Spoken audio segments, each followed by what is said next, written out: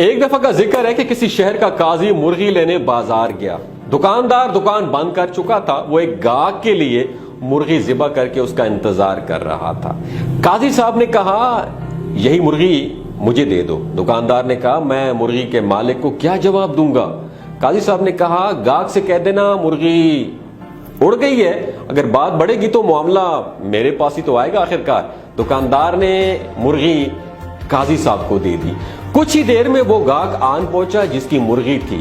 مرغی طلب کرنے پر دکاندار نے بتایا کہ مرغی تو اڑ گئی ہے۔ وہ نہ مانا اور دکاندار کو پکڑ کے قاضی کے پاس چل دیا۔ راستے میں کیا ہوا کہ دو افراد آپس میں جھگڑ رہے تھے۔ دکاندار بیچ بچاؤ کرانے گیا تو اس کی انگلی لڑنے والوں میں سے ایک شخص کی آنکھ میں لگ گئی، جس سے اس کی آنکھ ڈیمیج ہو گئی۔ وہ یہودی تھا، سو وہ بھی اپنا معاملہ لے کر قاضی کی طرف ساتھ ہی چل پڑا۔ دکاندار بہت پریشان تھا کہ مرغی کے معاملے میں تو قاضی بچا لے گا، مگر اس یہودی کے معاملے میں میرے ساتھ کیا ہوگا؟ دکاندار سوچ سوچ کر اتنا پریشان ہوا کہ اچانک ہاتھ چھڑا کر بھاگا اور مسجد کی مینار پر چڑھ کر نیچے کود گیا۔ نیچے ایک بوڑھا شخص کھڑا تھا۔ دکاندار سیدھا اس پر گرا اور وہ بوڑھا شخص وہیں ڈھیر ہو گیا، وہیں مر گیا۔ مرنے والے بوڑھے شخص کے بیٹے نے دکاندار کو دبوچ لیا، پکڑا۔ جب اسے پتا چلا کہ اس دکاندار کو قاضی کے پاس پیشی کے لیے لیا جا رہا ہے تو وہ بھی ساتھ ہو لیا اور معاملہ قاضی کی عدالت میں جا پہنچا۔ سب سے پہلے مرغی والے گاہک نے اپنا مقدمہ درج کروایا کہ میں مرغی ذبح کروانے کے لیے گیا تھا، تو اب دکاندار کیسے کہہ رہا ہے کہ مرغی اڑ گئی؟ بھلا میری مرغی کیسے اڑ سکتی ہے؟ قاضی نے مدعی کو غصے سے دیکھا اور کہا کہ مرنے کے بعد دوبارہ زندہ ہونے پہ تمہارا ایمان نہیں ہے کیا؟ یہ سن کر وہ ڈر گیا کہ کہیں کفر کا فتویٰ ہی نہ لگ جائے۔ اس نے کہا بالکل، میں مرنے کے بعد دوبارہ زندہ کیے جانے پر یقین رکھتا ہوں۔ تو قاضی نے جواب دیا تو مرغی کے زندہ ہونے پر تمہیں یقین کیوں نہیں ہے؟ کیوں نہیں رکھتے یقین؟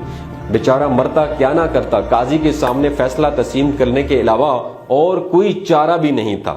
اب قاضی کے پاس دوسرا مقدمہ تھا کہ دکاندار نے ایک یہودی کی آنکھ پھوڑ دی تھی اور یہودی قصاص کا طلبگار تھا۔ چونکہ یہودی کے لیے قصاص آدھا مقرر تھا، اس لیے قاضی صاحب نے فیصلہ سنایا کہ دکاندار نے یہودی کی ایک آنکھ پھوڑی ہے، اس لیے نصف قصاص دشوار ہوگا۔ بہتر ہے کہ دکاندار یہودی کی دوسری آنکھ بھی پھوڑ دے اور یہودی بدلے میں نصف قصاص یعنی دکاندار کی ایک آنکھ پھوڑے گا۔ فیصلہ سنتے ہی یہودی کی سیٹی گم ہو گئی، یعنی وہ کھلا گیا کہ اگر دوسری آنکھ بھی چلی گئی تو کہیں کبھی نہیں رہوں گا۔ تو اس نے اپنی جان بچانے کے لیے دکاندار کو معاف کر دیا۔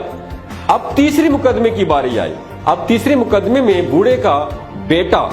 قاضی جی نے معاملہ سنا، توجہ سے سنا اور فیصلہ سنایا۔ دکاندار کو مسجد کی اسی مینار کے آگے کھڑا کر دیا جائے اور مرنے والے بوڑھے کا بیٹا مینار کی اسی کھڑکی سے دکاندار پر چھلانگ لگا کر اس کی جان لے لے اور اپنا قصاص وصول کر لے۔